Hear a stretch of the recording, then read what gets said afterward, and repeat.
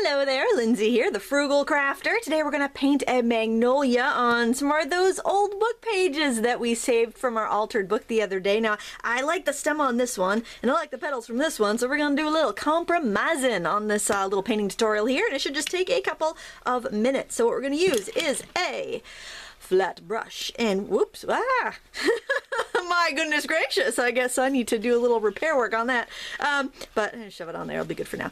And we're also going to use a round brush, the same ones we used on the bleeding heart tutorial we did the other day.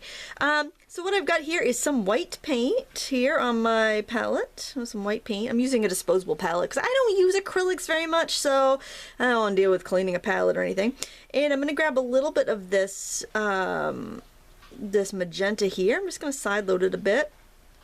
I feel like I want a little something on my brush. I don't want to just go in there white.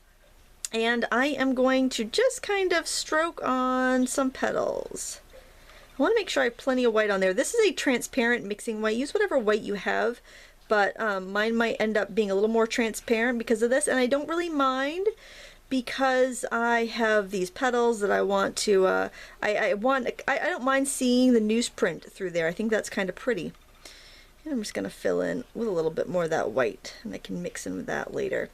So I'm not really much of an acrylic painter generally, but I have been getting a lot of requests, and after I prepped these book pages with Mod Podge, I thought this would be just a great opportunity to do a little acrylic painting. So these are just book pages that I coated with Mod Podge and let them dry in a silicone mat, and that's how I have this here. So what I'm doing now, I'm actually contemplating switching over to my round brush in just a second. I'm defining some of the petals. Now, this is a very kind of, well, I don't know if I'd call it decorative art. It's more of a kind of impressionistic, I guess, because I'm being very loose with my colors. But I'm just kind of stroking on some petals here. I liked the brighter pink of the other flower here. I'm going to grab some violet. I'm going to throw that in the water there. You might want to make sure you dry your brush off if you've just rinsed it off, because sometimes you get a big blob of water and it's kind of difficult to control. So I've got that purple. I'm going to mix it with a little bit of that magenta because it is pretty strong. And hopefully it's not too shiny the way you're seeing it there from that angle. It feels very shiny to me. I think next time I prep some book pages, I'm going to do it with the matte Mod Podge. They had some at the Dollar Tree, actual Mod Podge brand, the little 2-ounce bottles. So I did grab a container of that. So I think I'm going to use that next time. I'm just going to pull up some veins, and I'm going to round out the bottom of this petal, going in with a straight magenta here. All right.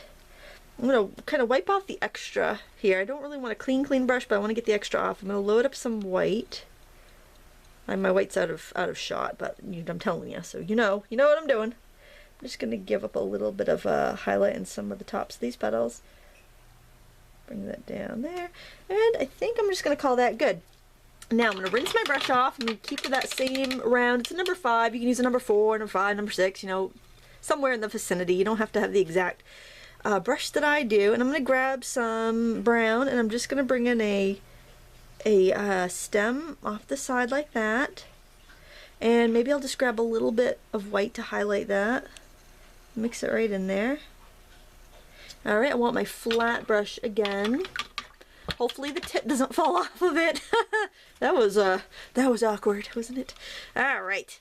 I'm gonna load up with some green. This is just like a chrome green. Sap green would be nice. Whatever kind of earthy green that you have. And I've got a little yellow on one side. I'm just gonna work it out a little bit. The only workout I really get.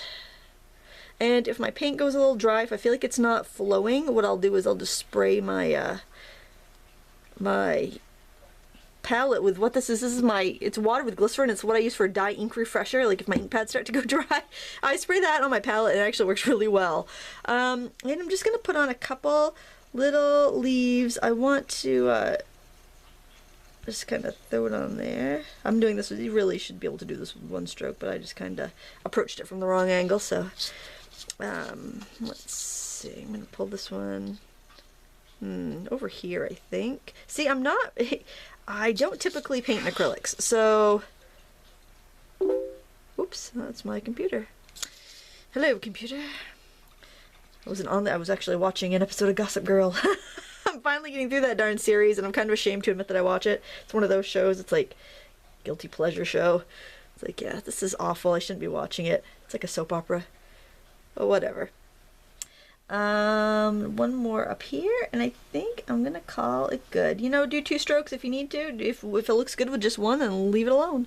But there, very easy acrylic painting tutorial. I am gonna add a little bit of a stem on there, because otherwise we have a floating flower over our stem. Nobody wants a floating flower. Let's throw a little stem in there. I think I need to make it browner. That looks way too green. And there you have it. Feel free to sign your name. And you can use this to decorate a card, or I have some really cute little magnet frames that I bought like years ago. I think I might use that. They're be cute on the fridge. But whatever you do with it, make sure you have fun and practice. And old book pages are a really great surface, because once you seal them with the Mod Podge, you can wipe away any mistakes you make. So that's kind of cool. Please give me a thumbs up and subscribe if you like this video. Please check out my other flower painting tutorials. I just released one on painting bleeding hearts, and I'll have one coming up pretty soon on doing a poppy. So lots of ways to use up those old book pages if you've been finding yourself in abundance of them after making book safes. Thank you so much for watching, and as always, happy crafting!